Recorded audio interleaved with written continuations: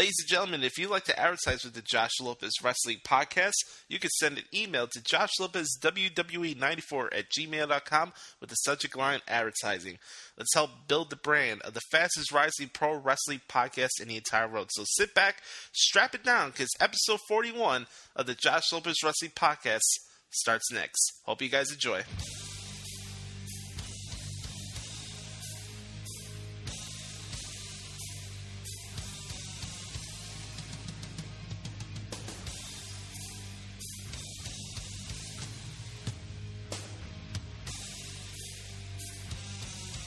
Ladies and gentlemen, allow me to introduce you to the hottest free agent of the new era and soon to be member of the Raw roster.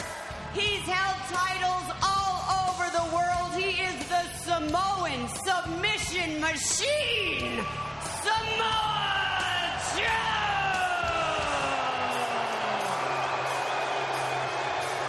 So let's get on with it, Joe. We have a contract here for you.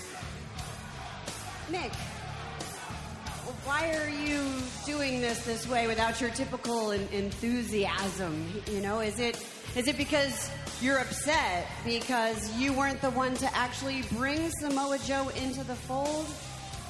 Is it because your ego is getting in the way and clouding your judgment? Or are you just upset because once again I had to do your job for you? Stephanie, I've been a big fan of Samoa Joe's for many years, and I've pushed for him for a long time. I just don't particularly care for the way he went about getting his WWE contract or for the people he's associating himself with.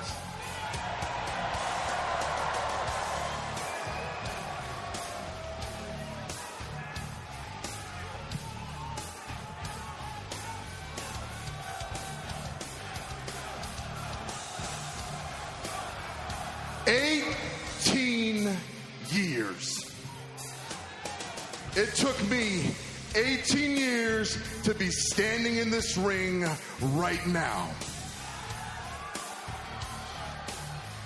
And in those 18 years, when you claim to be such a big fan of mine, one man opened the door and gave me an opportunity.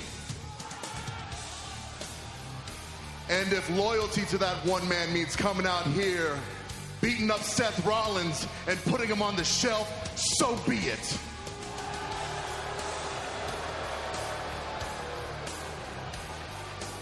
In fact, I'm putting your whole locker room on notice. I will beat down your heroes, I will choke them out, and then when they wake up, I will beat them down all over again.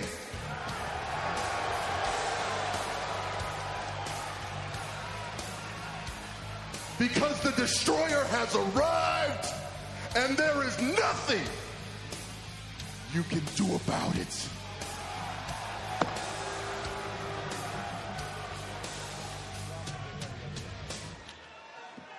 Yes, sir.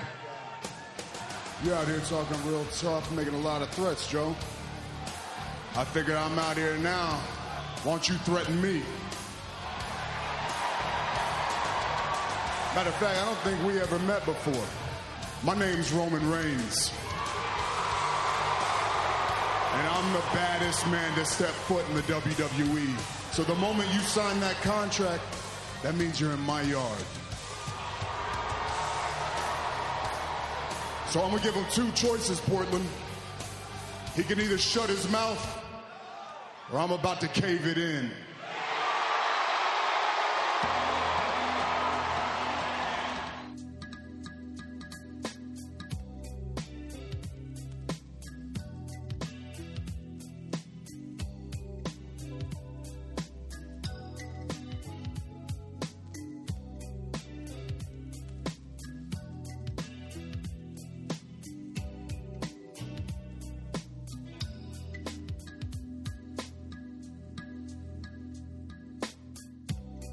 What's going on, everybody? Welcome to episode 41 of the Josh Lopez Wrestling Podcast here on this Tuesday, February 7th. Coming off the heels of the Royal Rumble, coming off the heels of the Super Bowl. never-ending streaming of events going on in this wacky world that we live in. I am the student of the game, professional wrestling, Josh Lopez. You can find me at Twitter at NotoriousJoshy if you like. I do this podcast every Tuesday, which you subscribe to on iTunes, or go to YouTube. Go to youtube.com/Josh Lopez, or type in Josh Lopez Wrestling Podcast, and it'll be pretty simple for you to find all our previous episodes. I feel really bad that I didn't bring this up last week on last week's show, but we celebrated my 200th episode of this style of podcast. Now, I've been doing broadcasting for a good part about 4 years, and it's kind of crazy. I never thought I'd be able to do 50 shows, let alone 200. It's been a fun experience. I've been able to network with so many great people over the years, and you guys should know who they are by now. But I just want to say thank you for the support that you guys given me over the years, and I couldn't be more grateful, and it's given me more motivation to continue to do what I'm doing going forward. I think I made the right career choice going forward, and I think the best is yet to come. You know, people will knock you down, give you obstacles, say you can't do this, you can't do that. I think that's BS. For somebody that's been labeled by his family for not having a sense of humor or not having a personality, to make a career out of this, especially at my age and where I'm at right now in my career, I couldn't be more grateful. The sky is the limit. And I think the sky's the limit is the perfect tone of what this show is and what it represents. It's my story, how I feel about the business I love, and covering it every single week. And you guys get to sit back and enjoy some good audio. So I really don't have anything in particular to rant about this week. That's a shocker. I really don't. I'm in a good mood. I really got nothing to vent about. You know, wrestling's been a lot of fun. Excited for the Elimination Chamber coming up on Sunday that I'm going to be covering for the Zone of Wrestle. The podcast for the Pipe On with the Clone Company has been doing great. This show's been doing great. The play-by-play article is doing great. So I'm in a good mood. I mean, yeah, you know, the Patriots are Super Bowl champions, but you know what? I'm not going to lose sleep over it. We can move on and pay attention to basketball. By the way, speaking of basketball, shout out to my Chicago Bulls for once again beating those lowly Sacramento Queens. As The Rock said in his rock concert in 2003. We got a fun show today. As always, I did mention this before recording of the show. If you'd like to advertise with the Josh Lopez Wrestling Podcast, send an email to joshlopezwwe94@gmail.com with the subject line advertising. That's the best way you can get in contact with me and this show and help expand this brand that we have here. So today's show, we'll be talking about Raw for Portland last night, preview tonight's SmackDown Live, and preview this Sunday's Elimination Chamber. I'm also going to sneak in to talk about the WWE Hall of Fame with the Rock and Roll Express getting into it, the express that rocks and rolls. And I'll try my best to sneak in some pro wrestling news to the side as well. So if you ever have any suggestions, reviews, or any feedback in regards to the show, positive or negative, I'd love to hear from you guys. I am not afraid of constructive criticism. I'm not an open book. And I want to get better, and I want to give you the best show possible. So, again, I just want to say from the bottom of my heart, thank you for the support for the past 4 years. It's been a blast, and we're going to kill it, man. We're going to kill it this year. I feel I'm at the top of my game. I feel that there's not many people that are on my level when it comes to doing these type of shows, and it's not coming from a place of arrogance. I put a lot of work and passion into what I do with these podcasts and articles, and I put a lot of proper research into it. Unfortunately, a lot of people just go off what other people say on social media and other podcasts. I just do my research and I let my work speak for itself, and I feel like I'm at the top of my game right now, and nothing's going to stop me going forward. And again, your guys' support makes this worthwhile. It really does. There's a lot of work that goes into these projects that I'm doing, and I have no regrets for doing it. So let's have some fun, all right? Let's get this bad boy rocking and rolling. We're here to start off with the monologue. the Monologue in Wrestling podcast, especially for those that are just solo-based, like mine or others that are out there that have their own solo podcasts, it's kind of different. Like, you have other podcasts that have multiple people on, so there's a little quick back and forth, and they'll shoot the shit about other topics before they start talking about the week of events that are going on in the world of professional wrestling. And for me, like, sometimes I'll talk about like how my journey is going so far as a broadcaster. I'll talk some stuff about my career. I really don't really open up personally about stuff, at least on this show, because I don't think it's the place for it. There's so many wrestling podcasts out here. I want you guys to enjoy your time while listening to this type of show, because I don't want to be that guy. I don't want to be that guy. So I guess what I had to say here to begin the show before we start talking about SmackDown, is that when you're on a website, right, or if you're a part of a media contingent, I had an interesting conversation with an old colleague of mine, Michael Wiseman from the Between the Worlds podcast. Give him a shout out. He's at Twitter at The Real Wiseman. W-I-S-E man on Twitter. Michael's a really nice guy. He's very, very intelligent, and I used to work for his site with Brian Fritz on BetweenTheWorlds.com. And we were having a conversation back and forth about just how people conduct themselves sometimes as media members, at least when it comes to wrestling. And I made the simple case that a lot of people, unfortunately, take every little piece of opinions or so-called articles from the Wrestling Observer as it's the gospel. If you like what that style of reporting is, I mean, by all means, to each his own. I've never been one to follow the narrow-minded path. I'm not that type of person. There's different ways of looking at things. I'm not a bandwagon type of person either. I am unique in that way. I don't follow the status quo, but at the same time, I don't need to come up with an extreme controversial point of view to make myself look either good or look like an asshole. So my thing is, and you guys know my thoughts on Dave Meltzer. I don't need to repeat it on here. My thing is, it's fine to have civil discourse and back and forth conversations about what's right and wrong in wrestling media. My thing is, you have to do the proper research on your own. Just because one guy reports something, or just because somebody has an opinion on a radio show, doesn't make it news. I could say, oh, hey, Mickie James, I think it'd be cool if Mickie James fights Becky Lynch on the Elimination Chamber kickoff match.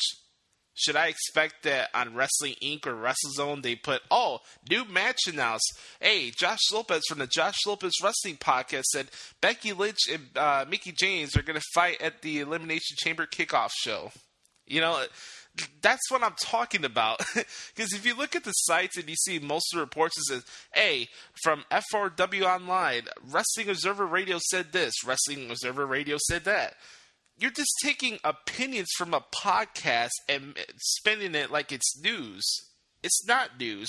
I can have an opinion. I can say, hey, maybe AJ Styles is on this losing streak because, hey, maybe the company's not into him as they were earlier last year. I don't have no facts with that. That's not how I personally feel. I'm just giving you an example there. So my thing is, you got to be open-minded with this type of stuff and really pay attention to what you're really clinging onto as far as what is news and what's not news. I openly admit I don't do that style of reporting because that's just not my thing. I do my podcast, and as far as I'll go, as far as writing in the wrestling media, I do my play-by-play pieces. I enjoy it. I get to study the product because I'm actually covering the show while it's going on, and that's it. That's really it. I don't need to come up with a asinine column of an opinion. That's not even news. It's just an opinion. Just because Brian Alvarez dishes out what matches he thinks is going to happen at WrestleMania doesn't mean it's the leak WrestleMania card. I think that we have to open our eyes to some of the things that we look into when it comes to the wrestling media. But hey, like I said, at the end of the day, to each his own. So we're going to start talking about SmackDown from last week and also get into preview for tonight's show because they're into their final show before the Elimination Chamber pay-per-view this Sunday. And tonight's SmackDown is from the home of SmackDown General Manager Daniel Bryan. So I'm going to play a clip of last week's opening segment between John Cena and the Wyatt family, and we'll start talking about SmackDown coming up in a couple seconds.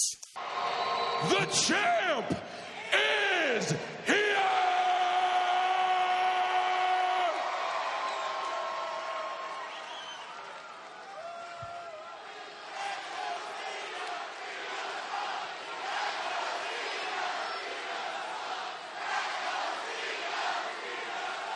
It ain't time to drop confetti. It ain't time to pop champagne.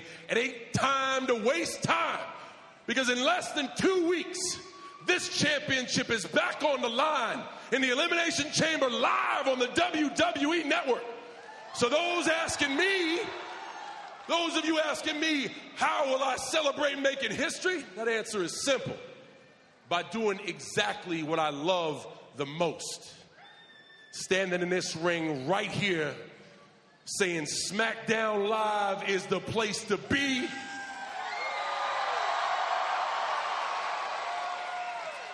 John Cena is the man to beat. And if you want some, come get some.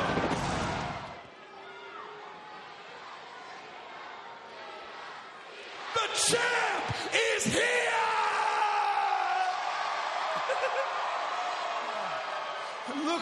Look, children, everything is right with the world. Hooray! Well, it is no matter, because in 2 weeks' time, you will be trapped like a rat inside the Elimination Chamber. I will be leaving that chamber the new WWE champion.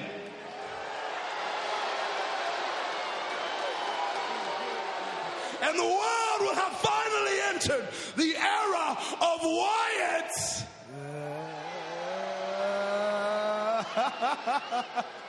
This is my destiny, John. I told you, man, things are changing around here. And if you don't believe me, well then, you can just ask my brother and this year's Royal Rumble match winner, Randy Orton.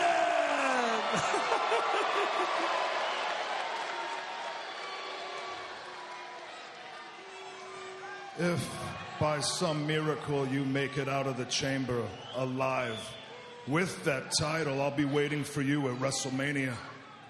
But John, one way or another, we are going to end this oh so vicious cycle, and the Wyatts are going to set that championship free. John, we're here. Oh, wow, looks like both the Wyatt family's ready to bring the fight to the new WWE champion, John Cena. Cena won't back down, I can guarantee you that. Maybe he should, though. No, there's no quitting in John Cena, No, especially not after that performance at the Royal Rumble. But the numbers came not in his favor.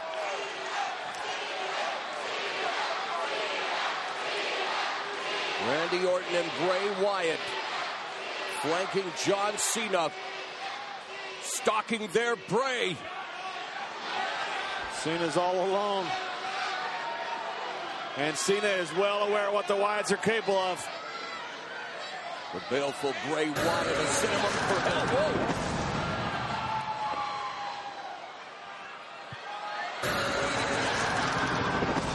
Oh, wow. Oh.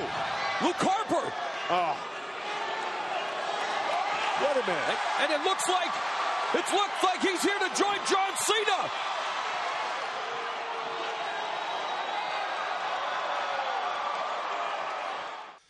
Tonight's SmackDown Live takes place from Seattle, Washington, and you just heard the clip right there. Bray Wyatt, Randy Orton and John Cena. Tonight, John Cena is taking on Randy Orton for the first time ever on SmackDown Live. It's kind of crazy. These guys have done a lot with each other. You know, I had an interesting conversation with a pal of mine about Randy Orton winning the Rumble, and he had some concerns about, are we really going to get John Cena versus Randy Orton at WrestleMania? I don't know about you guys, but I've always been a guy that likes history and history-style moments, at least when it comes to wrestling.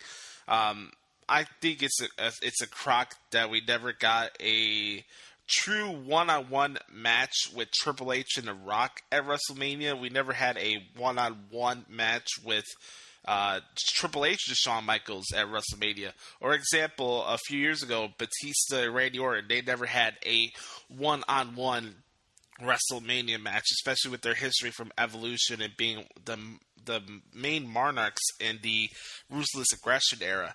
And same thing goes here with John Cena and Randy Orton. It's very ironic, but John Cena and Randy Orton have never had a one-on-one WrestleMania match. Now, before people send their hate tweets at Notorious Joshi, I'm not here to advertise or give you a petition as to why John Cena and Randy Orton is going to happen at WrestleMania this year, because I don't think it's going to happen. I don't. I think it will happen sometime down in the future, though. I will not be surprised if Randy Orton and John Cena have a one-on-one match before they retire.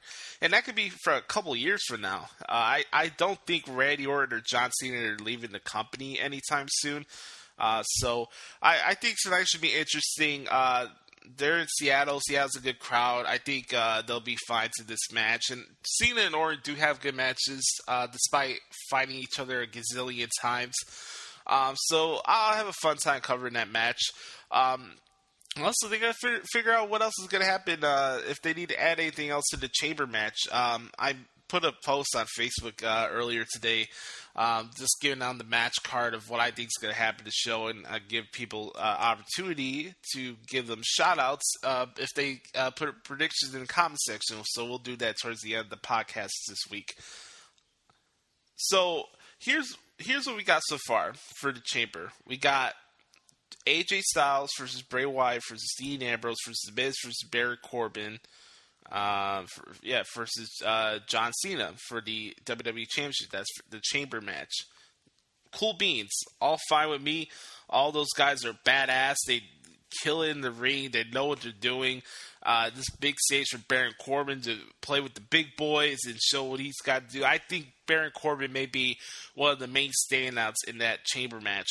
And it's always such a subjective thing of who gets eliminated first. Like, that's one of those unpredictable gimmicky style matches like the Money in the Bank or the Rumble, where you don't know who breaks out and you don't know who gets eliminated first, or who wins the match in general. So that's one of the cool things I like about Chamber matches and Chamber pay-per-views. Is there a little part of me that's kind of disappointed that we don't have the Chamber for the women? I am. At the same time, I thought it would have been interesting if they had the tag teams in the Chamber match, since they're doing this tag team turmoil match at the Chamber. I mean, last year they had the very first tag team Elimination Chamber match, and it was an awesome match. If you guys haven't seen it, go check it out on the WWE Network. It's very, very entertaining. And I thought it would have worked in this case. You know, you have all these guys brawling in the ring last week on SmackDown. Put them rat bastards in the freaking Chamber. So maybe that's something that's announced tonight. You never know. You never know what could be popped in the blue and what's added to the show. So if they put those guys, they put the Vaudevillains, Breezango, the Usos, American Alpha, et cetera, in the Chamber, I wouldn't mind it personally. We'll see what happens. Also, last week, we continue on the continuing back and forth bantering between Nikki Bella and Natalya. Daniel Bryan intervened. He was like, enough with the yelling. And he made a match official. Nikki will take on Natalya at Elimination Chamber. I expect that to be a no DQ style match. Last week's SmackDown, and it makes sense. They didn't have enough time to build for this show. here's the thing, and I talked about this on last week's show. What benefits SmackDown is the ability that they do focus on the key storylines on the show. They don't have to spread out the show for 3 hours and implement pieces and pieces and pieces to work the crowds, and it's just it's a different structure of presenting a live event show. SmackDown is a totally different presentation than Raw is, especially with the time limit that is on that show. And SmackDown has the ability to focus on the storylines as they are going. They don't have to implement filler throughout the show because it's only a 2-hour show. And also they use Talking Smack to further the storylines that maybe you're not invested in, or maybe some of the characters that maybe you're on the fence of. That's what really helps SmackDown in where they are right now as a brand coming out of the brand split. They're doing what they gotta do to give character development to every single performer that's on that show and give you a reason to care for them. You know, and of course with wrestling, you're not going to like every single person that's on the show, nor are you supposed to. That's why we got heels and baby faces, right? So SmackDown didn't have enough time, like they didn't have enough time to build for TLC coming out of the Survivor Series, but it doesn't matter. They showed everybody they were able to pull it off. TLC was a very good pay-per-view, and I wouldn't expect anything less for this Sunday. So tonight's going to be interesting. I will not be surprised if we have a 6-man tag team match or a regular tag team match where you have like Bray and Miz versus Ambrose and Corbin. I can see that happening. We'll see what happens with AJ Styles tonight. I do expect that they will add Dolph Ziggler against Apollo Crews at Elimination Chamber, and also Randy Orton versus Luke Harper. So I'm looking forward to the show tonight. I really am. Mauro Ranallo kills it. The 4-man commentary team is a little bit much for my liking. David Otunga needs to go home and stay the fuck home, as they're saying on the pipe bomb. He's a cool guy and all. He's a Chicago guy. I like the bow tie and everything, and that's fine. But him on the commentary end is not good whatsoever. And I also expect to see Mickie James against Becky Lynch, probably announced for the Chamber pre-show match as well. So there's a lot that could happen on SmackDown Live, and it's going to be an interesting show tonight. We'll see what goes on with John Cena and Randy Orton. Do they start off the show with that? Does that close out the show? Do you have all the guys in the Chamber match start out the show in the promo segment? There's many different ways it could go about it. So I'm looking forward to it. SmackDown Live tonight on the USA Network at 8/7 Central, and I'm covering the show for WrestleZone.com tonight, so go check that out. Before we go on to our next topic, I do want to give a shout out to my good brother Carter, Derek Stoughton from WrestlingRumors.net. He had me on as a guest on his Universal Chatter show, where he actually gives his live reaction to Raw live on Facebook Live during Monday nights. And I was fortunate enough to be a guest on last night watching Raw, and it was a lot of fun. It was a blast. I'm currently dealing with some TV issues that I'm not going to get into right now, but I had to find a stream to watch Raw online last night, and getting to do the show with Derek and watching it live at the same time was a very, very interesting experience, and the people in the chat room were very cool and very nice and cordial and respectful. There were Nimrods on Twitter that you see all the time during wrestling shows, and I had a blast. If it was up to me, I would do it every week. I had a freaking blast doing that show with Derek last night, and it was very, very humbling getting the nice feedback. And if you guys ever like what I'm doing here, whether it's this show or match show or whatever, I'd love to hear from you guys, because that means a lot for me, and it lets me know if I need to change things or if you like what I'm doing, and keeps me motivated to outdo myself the next week and get better as the weeks and months go by. So, again, I want to give a shout out to Brother Carter, the obsolete mule, Derek Stoughton, at Derrico06 on Twitter, a shout out because he's the man. He's my good brother from another mother, and I had a blast last night talking to him on his Universal Chatter show, and I think it should be called Universal Chatter with the Good Brothers. That was my suggestion, but hey, we'll see what happens. I'm going to move on and talk about some pro wrestling news and also give my thoughts about the Rock and Roll Express going into the WWE Hall of Fame finally. I'm going to play the clip that they aired of Raw, the nice video package, and I'll tell you guys a little bit more about my love for the Express that rocks and rolls, and give you some news that's going on as well. So let's hear this beautiful, wonderful video package.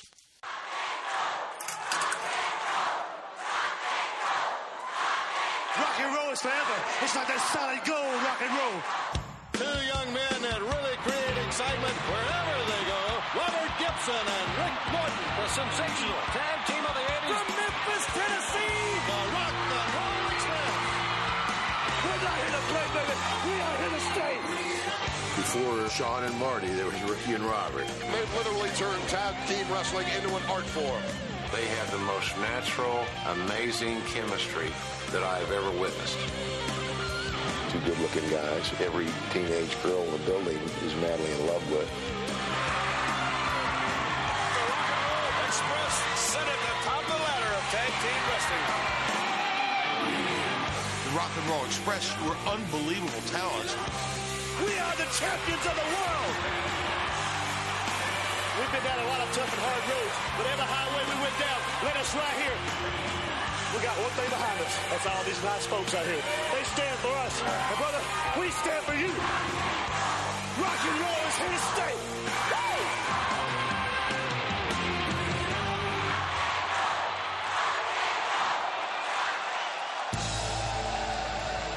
And congratulations to Ricky and Robert, the Rock and Roll Express, one of the greatest tag teams in sports entertainment history. Spend my days working hard on the go with the hand on the clock, keep spinning too slow. And I can't wait to be alone with my baby tonight.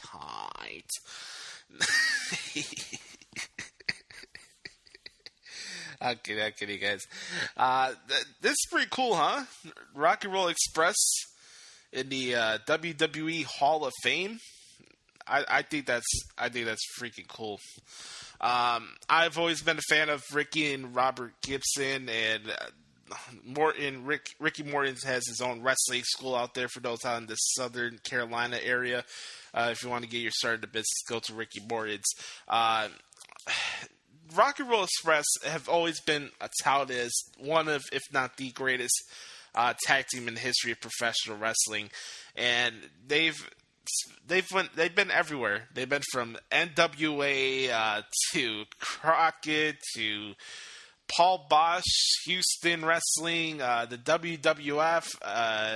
I think they're in TNA recently. Yeah, Apocalypto. Rock and Roll Express has been everywhere. They've been wrestling for a better part for almost 40 years. And it's kind of interesting now that the WWE Hall of Fame is now kind of having not a separate wing, but you notice now with every Hall of Fame class, you get somebody that's either recently retired or is announcing their retirement. You get somebody from the Attitude Era. You get a couple people from the AWA. You get one legend from Vince's dad's era of the WWE.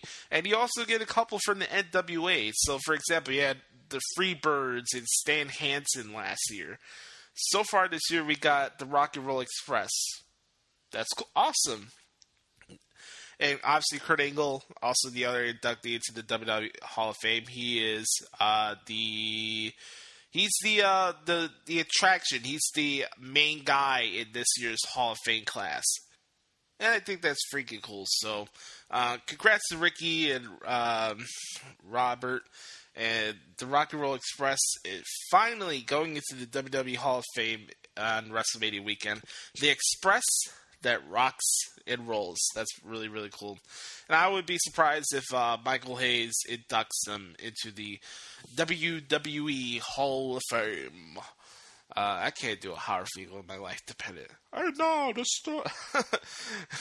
coming down the aisle from Grenoble in the French Alps, Andre the Giant. 7-1 from Venice Beach, California, Hulk Hogan. Hulk Hogan. Not bad, right? How about that? Hulk Hogan.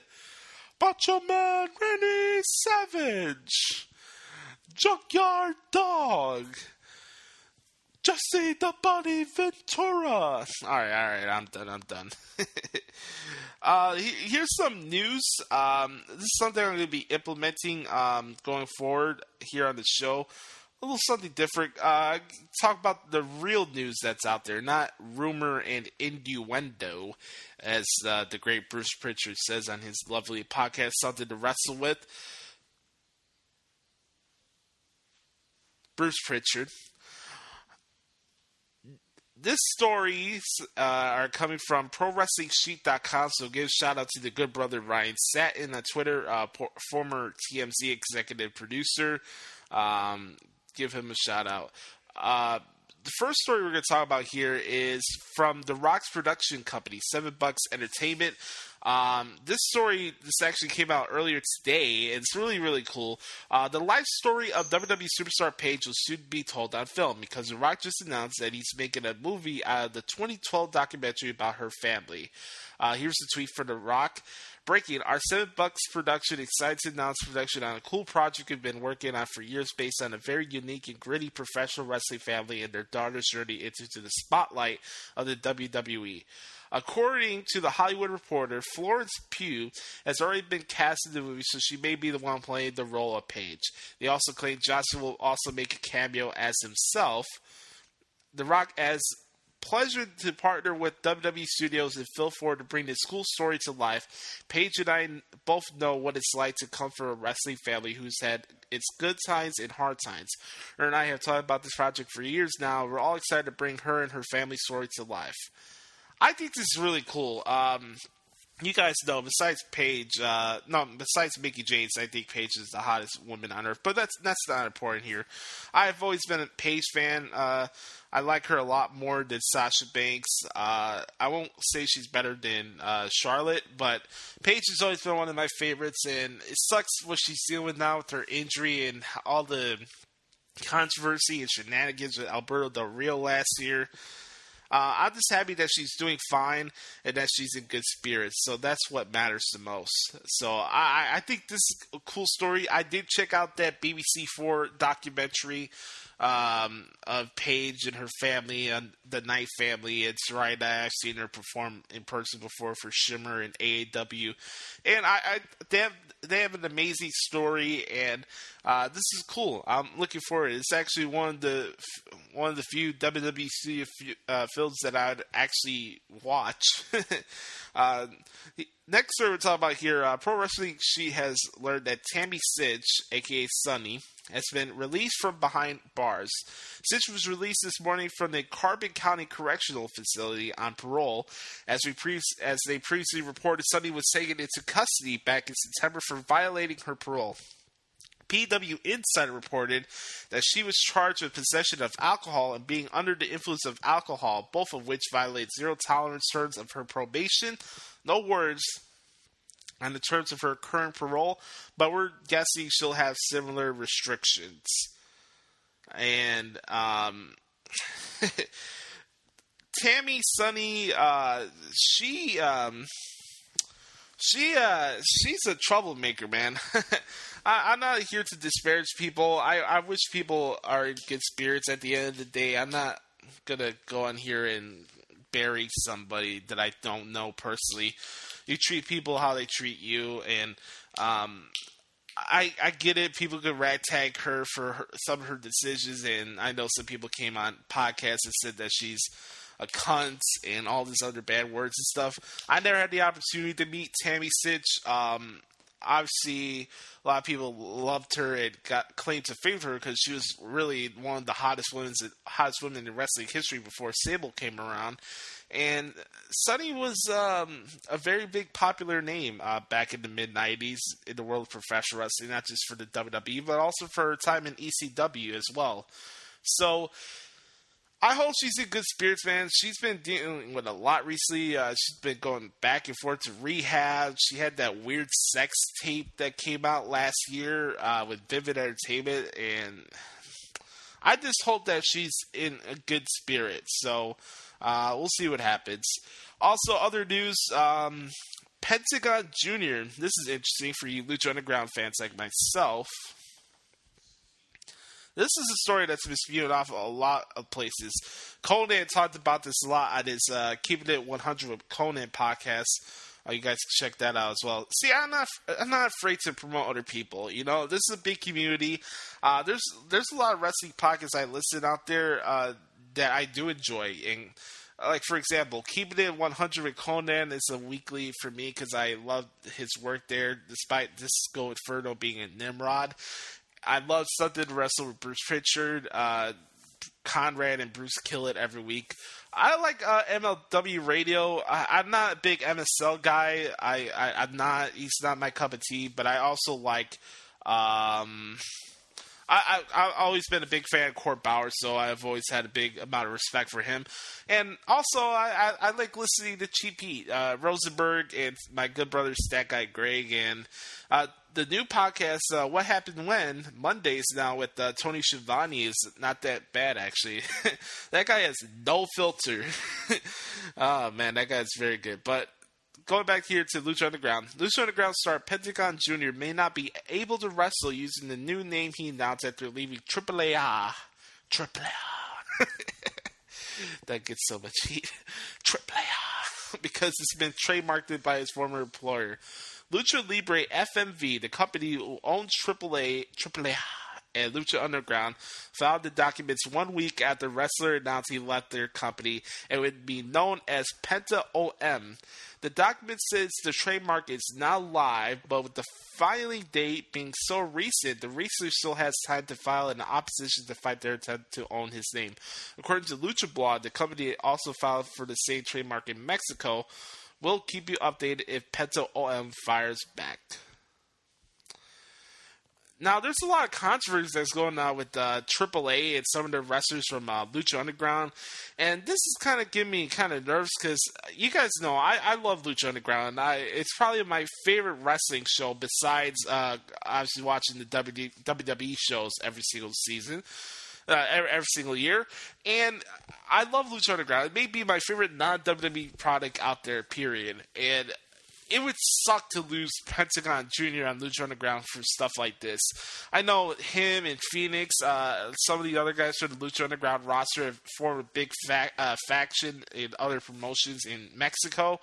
And it sucks, man. I don't know what's going on with AAA's management team, and if they're trying to stir some stuff with politics and this and that. You know, once politics get involved in wrestling, you know, that's never good for anybody. So I hope Pentagon Jr. or Pentagon OM gets his stuff figured out, and they could have a settlement on this Penta OM trademark. And I don't know, man.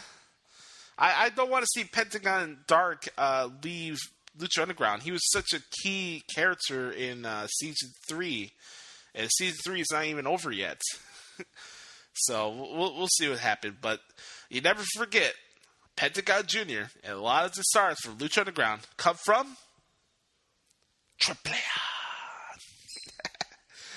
All right, we're gonna play another clip here, and we're going to start talking about Monday Night Raw, and then we're going to wrap up our show with predictions for the Elimination Chamber.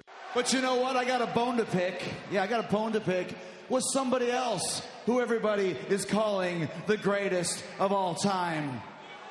Yeah, somebody who won a little game yesterday by the hair of his chinny chin. Yeah, someone who everybody's calling the GOAT. Well, you know what happens when you steal Chris Jericho's nickname? You know what happens when you call yourself the greatest of all time and you're not me? You know what happens?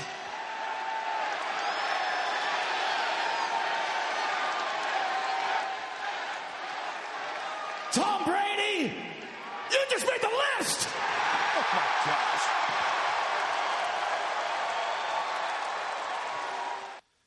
The list never gets old. It really doesn't. Who doesn't love the list? The fact that Tom Brady is being considered the GOAT deserves to be on the list. Monday Night Raw last night from Portland, Oregon.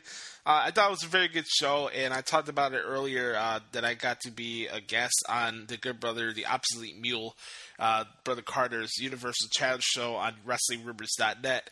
And we had a fun time watching the show and interacting with the fans. It's very enjoyable to do something like that as opposed to watching the show while it's going on and then just looking to see what people say on Twitter, because you start getting a headache. Well, maybe I get a headache. Nonetheless, I really enjoyed Raw last night. They're setting up some good stuff for Fastlane. They really are. My favorite part of the show last night was Goldberg, Kevin Owens, and Chris Jericho segment. I thought it was top-notch audio, in-ring promo. Jericho putting Brady on the list made my night. And it's official. Goldberg is taking on Kevin Owens for the Universal Championship at Fastlane. Now, I know people are getting an uproar because what else to do? It's Tuesday morning and people in wrestling are having an uproar because, Goldberg and Brock are going to fight for the Universal title at WrestleMania. It's not Kevin Owens. Kevin Owens and Chris Jericho's feud doesn't need the Universal Championship. It doesn't. It doesn't. I don't think they need it. And there's a difference from knowing what we want as fans, but also have to be rational and realistic with what's good for actual business. Business-wise, you're not going to get more butts in the seats. You're not going to get more pay-per-view buys if you don't have Goldberg versus Brock the final time for the Universal Championship. And I heard now that Goldberg's it's become advertised for even more events after WrestleMania this year. So that's cool. That's really cool. And I'll talk about that more on the Pipe Bomb this week with the Mitchell McMule. And I think that's cool. I think it's cool that Goldberg is fighting Kevin Owens. I think it's cool. I don't think it diminishes Kevin Owens if he gets trounced like the way Brock Lesnar was in Survivor Series. Hey, Kevin Owens is getting to be in the ring in the same conversation in a program with Goldberg. Think about that. It's interesting when you have performers like Sting or Goldberg or Undertaker come around, and you know their time is coming up soon as far as their time in the ring, and they get to be part of programs with some of the current guys on the roster. I don't care what any of your guys' booking philosophies are. I really don't. But to me, I feel that's a big vote of confidence from the company that they believe in you to have a program with that. And so many people take the wrestling business so literally and treat it like it's a sport. It's not a sport. It's never been a sport. I enjoy covering the matches as they are, but I know what it is. It's entertainment. I've been watching wrestling since 1998, and I never looked at it as a sport. And that's why I'm still able to enjoy it, because I don't take it seriously. The company, at least for WWE, has never showed us what the win-loss records are for these guys. Hell, they don't even show what the number of titles they've had anymore. I remember times when Jim Ross would call matches and he'd be like, hey, Chris Jericho, 9-time Intercontinental Champion, 2-time Tag Team Champion, 6-time World Champion. Michael Cole will do it every once in a while, but they don't put any emphasis of how many titles they've won, whether it's the world title or not. And they don't even tell us how many wins or losses they have. When you're presenting a product that has good guys and bad guys, it's obvious that most of the bad guys are going to lose the majority of the matches. And especially with wrestling now that you have DQs and countouts and dusty finishes and all that other stuff, the win-loss records don't mean anything. It's not a sport. It's not. I appreciate the fact that the company is focusing more on in-ring action, and I think that's awesome. It's giving the fans what they want, and the in-ring wrestling is being good. But wins and losses do not matter. If they put an emphasis on it, then I'll start caring. But going forward, I don't. Goldberg and Kevin Owens is not burying Kevin Owens. The word bury is so befuddled and so overused to the point where I can't even take it seriously anymore. It's like you might as well have somebody against The Undertaker in a buried alive match, because everybody talks about, oh, this guy's getting buried, that guy's getting buried, oh, this woman's getting buried, that one's getting buried. It's ridiculous. Kevin Owens and Chris Jericho do not need the Universal title. It's good business strategy for Goldberg and Brock to have that for the Universal title. No, I don't think Brock Lesnar needs to be the part-time champion again. Brock Lesnar needs to go home and stay the fuck home. But I understand what it is for business. And if you want Goldberg and Brock to be the last match of the show, that's how you do it. It's that simple. Other stuff on Raw, that stood out to me. I really enjoyed the Chris Jericho Sami Zayn match for U.S. title. I expect that to be a rematch at Fastlane. Also, they announced that Roman Reigns will be taking on Braun Strowman at Fastlane, so that should be interesting. And they have Charlotte versus Bayley next week for Raw in Vegas for the Raw Women's title. So we really don't know who's going to be fighting who at Fastlane. Nia Jax did defeat Bayley. I thought they had a very solid match. It was one of the better performances Nia's put on since she came to Raw via the draft. And I think that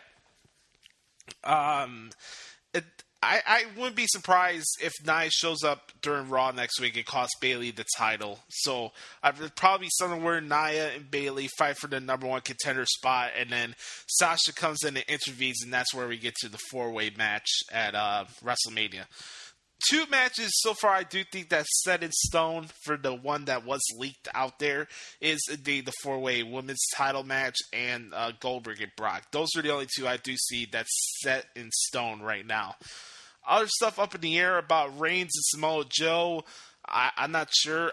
I'll say this, man. I can't wait till Joe and Roman Reigns have their own pay-per-view program, because that's going to be lit. They had a very, very good match last night.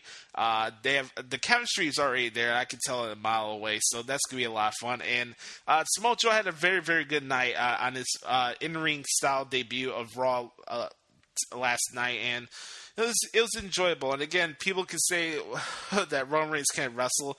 I just laughed that off because that's just absolutely ridiculous. That's like saying LeBron is on the same level as Michael Jordan. It's just completely blasphemous at this point. Anyways, I'm going to say this, and I really think things are going to start heating up between Mick Foley and Stephanie. You saw the digs they were taking at each other at the beginning of Raw last night, and I think that's going to intensify as the weeks go on. And who knows, man? I would not be as fortunate to me, because I actually have been enjoying Mick Foley as a general manager, and I think it's been good. And some people are just too harsh on the dude, man. I don't get it, but I enjoyed Mick Foley's run as a general manager. I really have. And it would be a shame that if he decided to go after WrestleMania, but I would not be surprised. I really wouldn't be surprised if that happens. So I do see more tension brewing between Mick and Stephanie going forward. And I'll say this again. Fastlane's going to be a lot of fun. I think Fastlane's going to surprise some people. I think in general, the Fastlane pay-per-view, obviously the name really doesn't do anything for me, because people talk about, what's that? What was that gimmick? Sparkplug Holly? Yeah. It's Bob Sparkplug Holly. Like, those internet memes are funny. But we haven't had a really full developed Fastlane pay-per-view yet, and I think that we are going to get that on March 5th from Milwaukee. And guess what? The night after Fastlane, the first Raw really going into the road to WrestleMania is in Chicago, and I'm going to be there, and that's going to be freaking awesome. March 6th, 2017 at the Rosemont Horizon. Oh, man. This is the fun part about being a wrestling fan, especially during WrestleMania season. I'm freaking pumped right now. There's so many good scenarios going on. I know people are automatically assuming that Roman's going to fight Taker at WrestleMania. I don't believe that, and I'll explain why more in depth on the pipe bomb this week. And I really do think Roman will fight Braun Strowman at WrestleMania. I don't think you just have Braun come out here and cost him the Universal title at the Rumble for one month. Yeah, Braun Strowman just come out during the Rumble match and cost Roman the Universal title for a one-off match or one pay-per-view match. I think these guys are going to fight at WrestleMania, and I'm not going to have a problem with it. So that's my thoughts on Raw. Let's get into the Elimination Chamber. Coming up this Sunday, live on the WWE Network for Phoenix, Arizona. And it's interesting, Raw's in Vegas next week. And I thought, you know what, hey, why not we have Raw Roulette back, right? I wouldn't mind it. I've always been an advocate for Raw Roulette. It's always been one of my favorite shows, So I put the Chamber card on Facebook Live, not on Facebook, but on my personal Facebook page, Josh Lopez. And here's the matches that I got for the pay-per-view on Sunday. I got Mickie James versus Becky Lynch for the Chamber kickoff match. I'd probably say Mickie wins that one. Chamber match, John Cena, Baron Corbin, The Miz, Dean Ambrose, Bray Wyatt, AJ Styles. Really simple. You know, let's do that in reverse order. You guys don't want to hear me go with that first and then go with the tag match last. All right, here's the bold prediction you hear on the podcast this week. The tag team turmoil match goes in the Chamber. Boom. How about that? American Alpha, The Ascension, The Usos, Breezango, Heath Slater, Rhino, and the Vaudevillains. I am going with American Alpha to retain their SmackDown Live Tag Team Championships. Nikki Bella versus Natalya. I'm going to go with Nikki in that one. Dolph Ziggler versus Apollo Crews. Ziggler will win that one. Randy Orton versus Luke Harper. Obviously going to go with Orton there. Orton and Harper is going to be a lot of fun to cover. I bet you those guys get a lot of time, so I'm looking forward to that one, actually. Alexa Bliss and Naomi. I really think if any of the matches that are already announced for the Elimination Chamber pay-per-view, this one may be the most looked at and probably going to be the most underestimated match on the show. I think Alexa Bliss and Naomi are going to kill it. Naomi's been killing it in the ring recently. She just came back from injury. They announced it on Talking Smack that Naomi's going to finally get her shot at the SmackDown Live Women's Championship at the Chamber against Alexa Bliss. I'm looking forward to it. I'm going to go. I do think Alexa Bliss will retain here, actually. So I do think Alexa will retain. And then the Chamber match, John Cena, Baron Corbin, The Miz, Dean Ambrose, Bray Wyatt, and AJ Styles. This one's going to be lit, man. I can't wait. I can't wait. I'm going to go with Bray Wyatt to become the WWE Champion. I'll be very, very surprised if John Cena retains and wins this match. I want to toss this other bold prediction out here since we're doing prediction and this is a wrap up for the show. I want to finish this off with a bang. Don't be surprised if The Undertaker comes out during this match or the SmackDown after the Chamber. I have a sneaky suspicion that one way or another, either The Undertaker or AJ Styles is costing John Cena the WWE Championship. So that's two bold predictions. One, the tag team turmoil turns into a Chamber match. And secondly, The Undertaker costs either AJ Styles or John Cena the WWE Championship. How about that? On that note, we're done. That's a perfect way to wrap up episode 41 of the Josh Lopez Wrestling Podcast. Also, I had a question in from the good brother Brian Snow asking me, why does the WWE have an East Coast bias with the Rumble? I'm still trying to figure that out, too. It's been 30 years that Chicago's never had one Royal Rumble match. It's freaking ridiculous, bro. You tell me we can't have the Rumble at the United Center? You go on the freaking highway. It's right there, a block away from the highway. I get it, there's a lot of hotels by the Allstate. I'm not stupid. But you can get on the highway and immediately go to the downtown hotels right there, too. It's not really that hard. So I think it's a crock that we're not getting the Rumble here in Chicago. I don't get it. People say, oh, it's because if they came here, they'll just do CM Punk chants during the Rumble. What else is there? It's a Chicago show. Of course they'll do CM Punk chants. So, I don't know. I'm wrapping this up. I'm done. I'm ready to rock and roll and head on out of here and get ready to cover tonight's show, SmackDown Live at 205 Live on WrestleZone.com. As always, you can check out my play-by-play pieces, and I will be covering the Elimination Chamber this Sunday. Shout out to the good brothers at Wrestle Reaction and Frank Manzo. He's the man. Shout outs to the good brother Mitchell McMule at McCool NAI. I'll be on the Pipe Bomb with McCool Company coming up on Friday on the New Age Insiders Network. You guys should check that out. And also, we're live here we're not live, but we do this show, record the show every Tuesday after Raw. And we put the show on iTunes, Josh Lopez Wrestling Podcast. Subscribe. Leave a review, honest review, positive or negative. I don't care. I just want to get some positive feedback. And we also have all our previous editions of the Josh Lopez Wrestling Podcast on my personal YouTube channel. All you have to do is type in Josh Lopez Wrestling Podcast. You'll find the playlist, and all the episodes will be there for your liking. So thank you guys so much for supporting the show. You can follow me at Twitter at Notorious Shashi. And I'll follow you back if you're a good peeps and you're a good brother and good sister.